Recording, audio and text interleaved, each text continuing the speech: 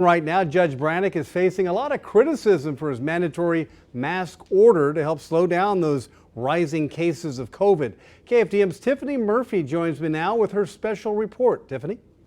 Hey, Greg, that's right. So much criticism, in fact, that he took the extraordinary step of penning a letter directly to citizens explaining his position, writing out his thought process for all he serves.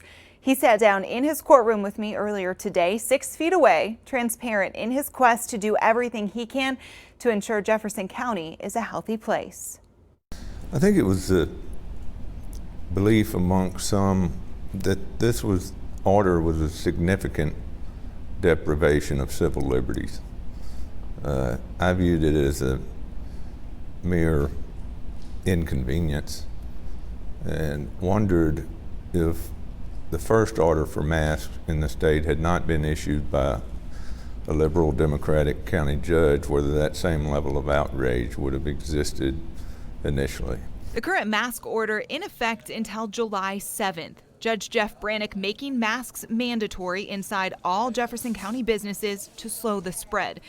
But in his letter, he says, what I didn't expect was the level of pure hatred and profanity-laden messages that would make a sailor blush. There's still going to be people that are going to disagree with it, and that's fine. Since that letter, the judge says his emails are now 90% filled with residents thankful for the order. The issue of masks becoming unnecessarily political. I don't view the mask order as being a political issue, but it being a public health issue. Serving as county judge for a little over a decade has come with its fair amount of challenges. Harvey, Imelda, TPC, and now COVID-19. I don't think there's another county judge in the state of Texas, or probably the United States, that says he's issued 3 disaster declarations in a 7-month time period. And while the judge is used to his decisions being scrutinized, he says how Southeast Texans are acting now is different than when many lost their homes to flooding. After other natural disasters like Harvey, I saw the community really get out and help each other regardless of whether or not they were black or white, Democratic or Republican,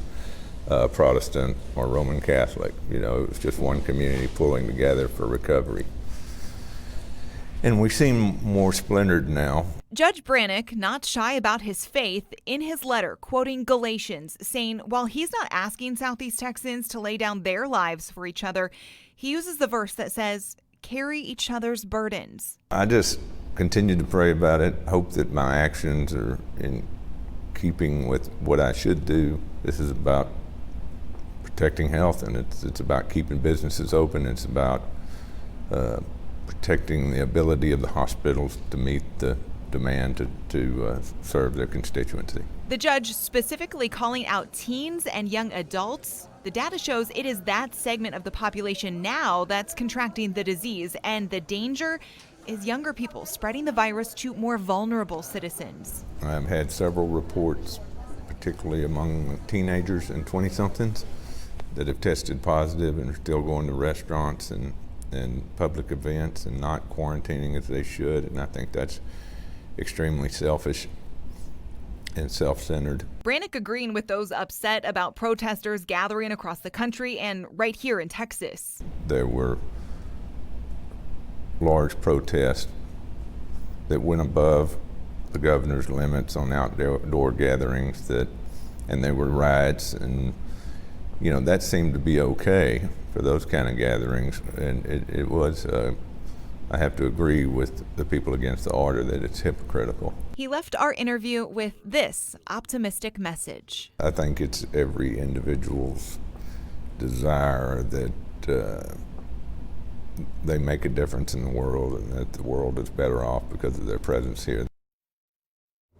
And the judge tells me he will continue to monitor the COVID numbers and decide on Monday if Jefferson County's mask order will be extended. If you'd like to watch that entire interview, we'll be posting it on our website, kfdm.com. Greg? Very enlightening. Thank you, Tiffany.